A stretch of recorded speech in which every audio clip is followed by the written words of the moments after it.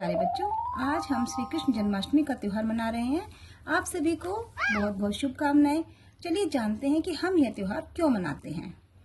कृष्ण जन्माष्टमी, जिसे गोकुलाष्टमी के नाम से भी जाना जाता है, भगवान श्री कृष्ण के जन्म का पर्व है। श्री कृष्ण का जन्म लगभग 5000 वर्ष पूर्व मथुरा नगरी में हुआ। मथुरा का राजा कंस बहुत ही अत्याचारी था और उसने अपनी बहन देवकी का विवाह वसुदेव से किया था। शादी की थोड़ी देर बाद ही यह आकाशवाणी हुई कि देवकी का 8वां पुत्र उसका सर्वनाश करेगा। यह सुनकर कंस बहुत घबरा गया और उसने देवकी और वसुदेव को बंदी बना लिया। कंस ने देवकी के सभी बच्चों को जन्म के तुरंत बाद मार दिया। जब देवकी का 8वां पुत्र भगवान श्री कृष्ण का जन्म हुआ, उस समय आधी रात थी।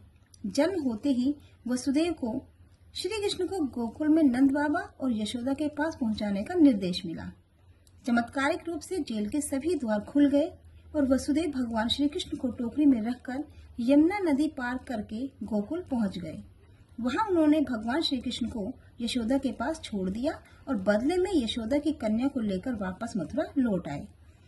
कंस को जब इस कन्या के बारे में पता चला तो उसने उसे मारने की कोशिश की, लेकिन कन्या देवी दुर्गा का रूप धारण कर आकाश में चली गई और कंस को बताया कि उसका काल जन्म ले चुका है और सही समय पर उसे उसका सर्वनाश भी होगा। इस प्रकार भगवान श्री कृष्ण का जन्म मथुरा की जेल में हुआ और उनका पालन पोषण गोकुल में नंद बाबा और यशोदा मैया ने किया। उन्होंने बड़े होकर कंस का वध करके मथुरा को अत्याचारी शासन से मुक्त किया। जन्माष्टमी इसी कहानी का स्मरण कराती है और इसे भगवान श्री कृष्ण के जन्मोत्सव के रूप में धूमधाम से मनाया जाता है। इस दिन उपवास, रासलीला, झांकियां और रात को 12 बजे कृष्ण जन्म का उत्सव मनाने की परंपरा होती है। तो कैसी लगी जन्माष्टमी के बारे में आपको ये जानकारी? कमेंट सेक्शन में जरूर बताएं। धन्यवाद।